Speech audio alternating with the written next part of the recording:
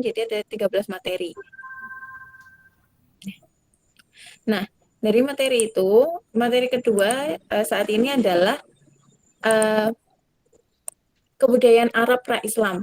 Mungkin kalau kita udah belajar ya di apa namanya di sekolah dulu bahwa kebudayaan Arab pra-Islam itu kita orang-orang menyebutnya dengan jahiliyah, uh, tidak mengenal aturan agama, tidak mengenal apa namanya uh, aturan-aturan pemerintahan yang lain. Tapi apakah benar kayak gitu? Coba kita lihat ya teman-teman.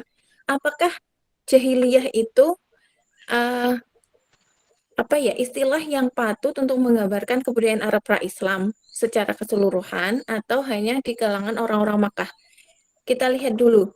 Sebelum Arab pra-Islam, kita bicaranya dari Arab yang sudah sejak dulu banget, yaitu kita ada beberapa kebudayaan. Yang pertama adalah budaya Semitis. Budaya Semitis itu ya eh, sederhananya adalah keturunan Nabi Nuh yang itu akan melahirkan tiga agama besar dunia. Yahudi yang pertama, terus kemudian Kristen, dan yang paling muda adalah agama Islam. Kemudian di samping itu ada juga kebudayaan dari suku Badui. Kita tahu suku Badui itu adalah suku yang sering berpindah atau hidup secara nomaden. Dia tidak tetap berada di suatu tempat tertentu, tetapi selalu berpindah seturut dengan kebutuhannya. Mungkin mereka bisa berdagang atau beternak gitu. Nah, yang kemudian ada juga namanya kaum Sabi'in. Di Al-Qur'an disebutkan bahwa ada kaum Sabi'in ini, ada Nasrani, ada Yahudi dan kaum Sabi'in. Sederhananya kalau di istilah di Al-Qur'an dan terjemahan Al-Qur'an, kaum Sabi'in adalah orang-orang yang dalam tanda kutip menyembah bintang kalau terjemah sederhananya. Nah, kemudian ada kaum Nabatean dan juga bangsa Hijaz. Coba kita lihat petanya dulu. Nah, udah kelihatan. Eh, petanya ini, nah di sini teman-teman, di wilayah ini adalah wilayah Arab yang kita kenal. Ini ada Hijaz di sini. Nah, di sini daerah Hijaz ini adalah di mana tempat kebudayaan Islam akan lahir. Pada waktu ini belum ada ya. Jadi ada Madinah, ada Mekah kayak gitu. Di tempat-tempat sinilah kebudayaan-kebudayaan Islam itu berawal. Nah, kita bisa lihat tetangganya Arab ada Byzantine Empire atau uh, kalau sekarang nah ini juga merupakan suatu kerajaan yang sangat besar, kerajaan yang hampir menguasai dunia pada waktu itu.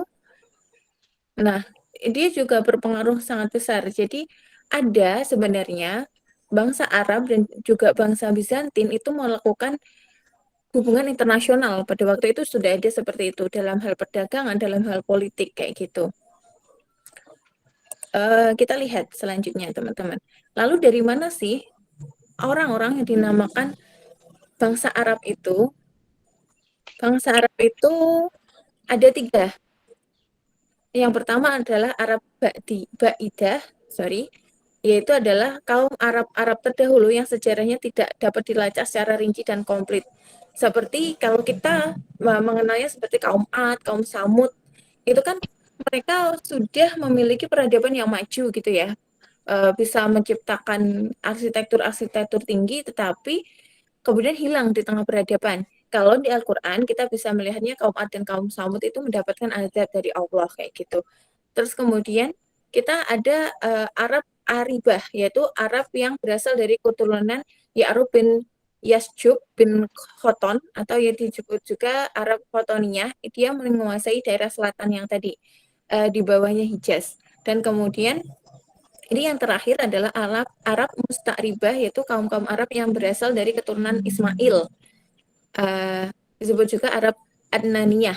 Nah, wilayah yang dikuasai adalah wilayah utara. Ini yang kemudian merupakan cikal bakal dari garis keturunan Rasulullah Shallallahu Alaihi Wasallam dari Nabi Ismail itu. Oke. Okay. Nah, kalau diruntut secara keseluruhan ya teman-teman. Tadi aku bilang bahwa orang garis keturunan orang Arab itu kemana sih? Ke keturunannya Nabi Nuh. Nabi Nuh kemudian mempunyai anak, sebenarnya 3 kan, Sam, Ham, dan satunya lagi aku lupa. Nah, dari Sam ini kemudian terpecah lagi menjadi 3. Nah, yang di mana sih yang kemudian muncul keturunan Nabi Muhammad, yaitu di anak yang terakhir, Arpahat. Ini namanya agak-agak susah ya, karena memang dulu itu bahasa Arab kan juga berevolusi. Jadi namanya kayak gini, ada Katan, ada ini Abram, sampai akhirnya Nabi Ismail atau Ismail ini yang kemudian keturunannya menyambung sanad sampai ke Rasulullah SAW. Nah, ini dia. Kalau kita lihat ini perkembangan peta yang tadi, kalau tadi kan udah secara garis besar ya. Ini sudah secara agak rinci. Ada Yasrib atau Madinah, kemudian ada Makkah, ada Taif. Sebenarnya kelompok-kelompok ini teman-teman itu juga memiliki sistem-sistem politik, sistem budaya sendiri.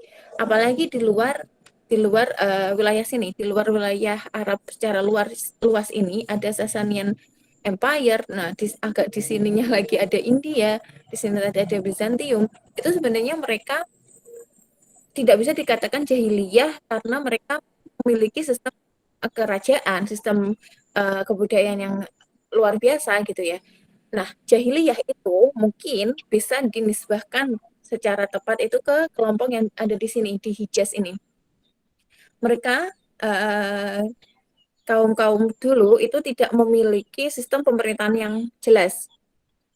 Tidak ada sistem pemerintahan yang berdasarkan, kalau yang lain kan kerajaan, keturunan ini gitu.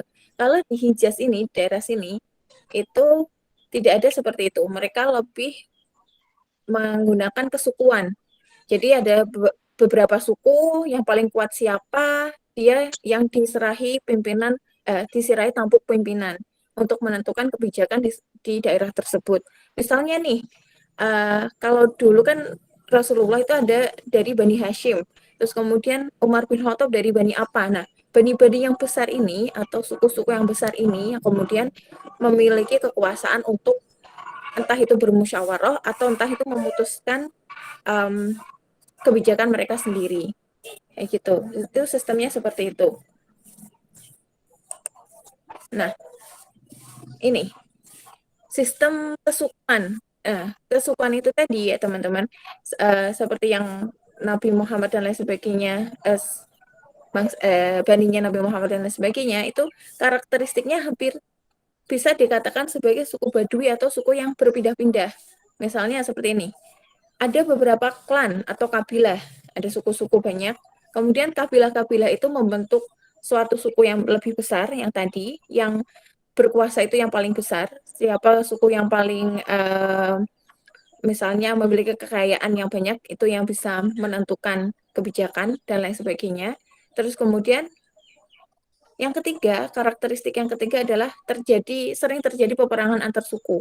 Makanya ketika zamannya Rasulullah juga beberapa kali ikut terlibat dalam perang suku itu sendiri. Kemudian ada hierarki masyarakat. Hierarki itu apa sih? Hierarki itu tingkatan. Siapa yang lebih berkuasa, siapa yang lebih dikuasai, seperti itu. Terus kemudian perilaku tidak sesuai fitrah, sorry, ini firah namanya. Ada namanya firah nggak di sini?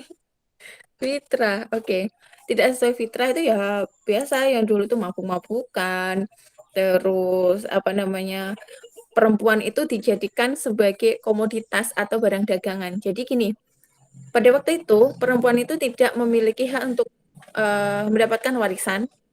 Perempuan itu bisa diperjualbelikan. Misalnya Mas Fahrur punya istri gitu ya. Mas Fahrur butuh duit. Aduh, gimana ya? Aku nggak punya duit, mau ini gitu. Ya udah istrinya dijual. Itu kayak gitu sistemnya dulu.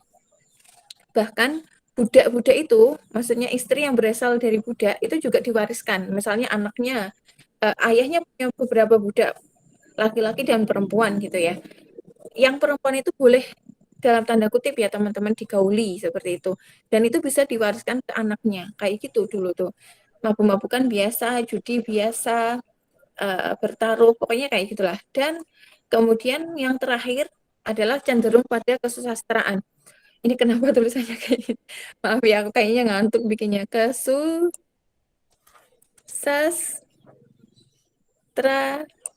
Oke, sorry. Kesusastraan. Jadi mereka itu hampir tidak mengenal namanya budaya tulis. Kalau dari misalnya dari peradaban-peradaban lain yang sezaman pada waktu itu kita bisa melihat ya kalau di Mesir ada paleograf gitu. Atau di Bizantin atau di Mesopotamia itu sudah ditemukan prasasti-prasasti tulis. Sorry teman-teman. Nah, di kebudayaan Arab itu jarang sekali ditemukan budaya-budaya tulis. Adanya ya syair, lagu kayak gitu. Hampir mirip dengan Indonesia ya. Jadi untuk tulis itu masih sedikit gitu. Nah, kondisi keagamaannya seperti apa? Ini ada beberapa uh, kelompok. Ada 6 kelompok. Yang pertama adalah, oh sorry, ini kayaknya cuma ada 5. Ketambahan 1. Oke, agama ada 5 agama yang dianut adalah yang pertama agama kelompok Hanif. Kelompok Hanif itu kelompok yang tidak mau menyekutukan Allah. Mereka belum mengenal sistem tauhid, belum mengenal bahwa Allah itu esa, Allah itu maha segalanya, Allah itu mempunyai 99 nama Asmaul Husna gitu. Mereka belum mengenal itu, tapi mereka tetap meyakini ajaran yang dibawa oleh Ibrahim dan Ismail bahwa yang menciptakan dunia itu cuma satu gitu. Namanya siapa? Namanya Allah. Jadi teman-teman, nama Allah itu sudah ada. Sudah ada bahkan sebelum Nabi Muhammad mendapatkan wahyu. Contohnya apa? Contohnya adalah nama ayahnya Nabi Muhammad adalah Abdullah kayak gitu. Tapi konsepnya mereka, Allah yang menurut mereka itu belum sesempurna apa yang uh, disampaikan oleh Rasulullah kayak gitu. Kelompok Hanif ini termasuk Abdul Muthalib, terus kemudian Abu Thalib, ayahnya Nabi Muhammad Abdullah, terus kemudian ibunya Nabi Muhammad, nah seperti itu. Terus kemudian ada penyembah berhala. Penyembah berhala yang kita kenal berhala yang paling besar di Mekah pada waktu itu ada Uzza, Lata. Nah, itu ada penyembahnya. Mereka juga sangat apa namanya? Sangat strict. Bahkan Abu Bakar dulu, bukan Abu Bakar, maaf. Abu Bakar termasuk kelompok Hanif. Umar bin Khattab dulunya juga adalah penyembah berhala. Bahkan ada dalam suatu kisah ya, Umar bin Khattab itu sampai menangis terseduh-seduh mengenang kebodohannya. Ditanya oleh Rasulullah, kenapa kok sampai menangis seperti itu? Katanya ada seperti ini. Dulu saya kalau mau berdagang itu membuat patung dari tepung gitu ya. Dari tepung saya sembah, saya minta istilahnya adalah doanya gitu. Terus kemudian ketika itu selesai, saya makan Tuhan saya seperti itu. Itu Umar bin Khattab pernah seperti itu. Terus kemudian ada penganut Yahudi. Beberapa penganut Yahudi kemudian masuk ke dalam agama Islam. Kenapa? Karena mereka tuh sebenarnya sudah tahu bahwa akan ada nabi akhir zaman yang menjadi pembuka yang memberikan ini ajaran penyempurna. Tetapi ketika Nabi Muhammad itu muncul karena bukan dari kelompok Yahudi, banyak yang kemudian ingkar gitu ya. Jadi ya emang ada di Taurat itu Nabi akhir zaman, tapi kok bukan dari kelompok Yahudi? Ya berarti ya kami nggak mau. Nah, tapi ada beberapa juga yang akhirnya mengikut menjadi Islam. Begitu juga kelompok pemeluk Nasrani. Nasrani ini seperti Buhairo dan lain sebagainya sudah tahu nih tanda-tandanya Nabi Muhammad akan menjadi seorang nabi. Makanya kemudian ketika Nabi diajak berdagang ke Syam oleh pamannya, dicegat balik aja daripada nanti terkena malapetaka oleh kelompok lain kayak gitu. Kan kelompok Nasrani ini juga beberapa memang kemudian masuk ke dalam agama Islam juga. Seperti kalau kita lihat pendeta-pendeta seperti Bukhairo itu dalam suatu riwayat sebenarnya sudah tahu bahwa Nabi itu akan menjadi Nabi, tetapi umur mereka tidak sampai kepada masa kenabian Rasulullah seperti itu. Nah, dan yang lain adalah kelompok pagan. Kelompok pagan itu apa sih teman-teman? Sederhananya kelompok pagan itu adalah kelompok yang menyembah berhala atau sesembahan di lain selain Allah kayak gitu.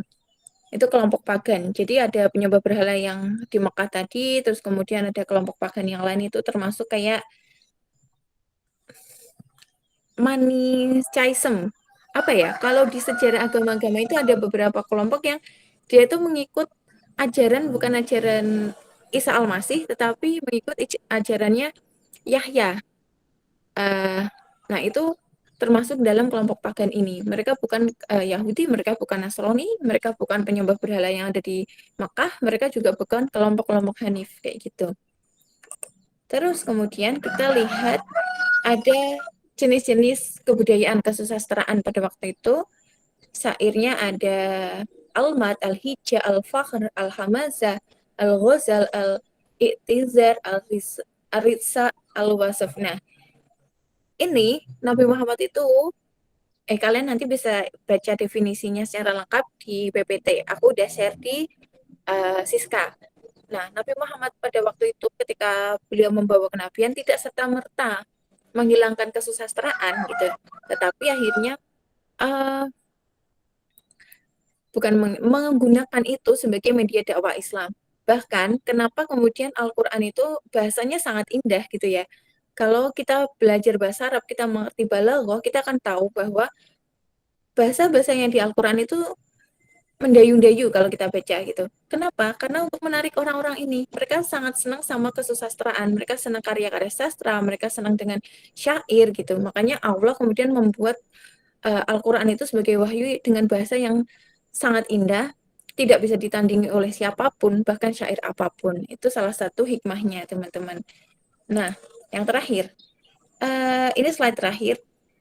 Tadi sudah kita belajari tentang peradaban Islam. Jadi, apakah Jazirah Arab secara keseluruhan itu hanya bisa dikatakan sebagai kebudayaan bodoh, kebudayaan jahiliyah?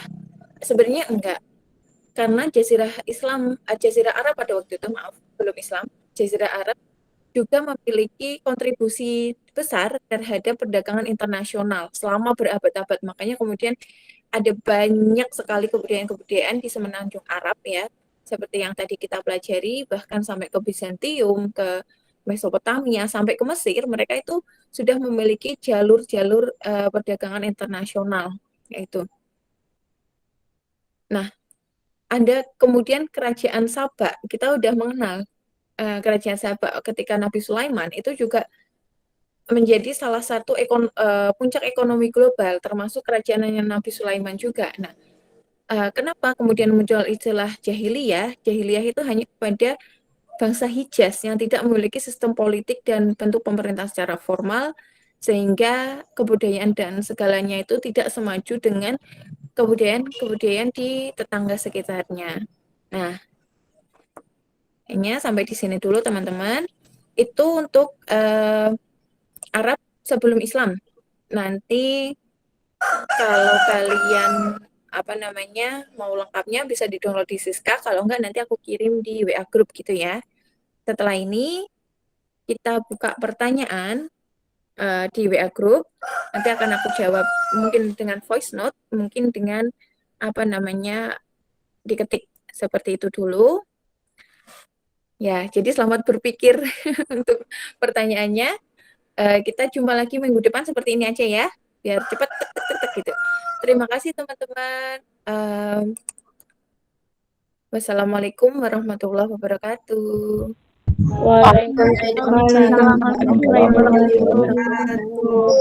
Makasih Bu. Jangan lupa absen ya. Sama-sama. Jangan lupa absen di Siska. Terima kasih Bu. Iya Bu. Matur suwun. Sami-sami.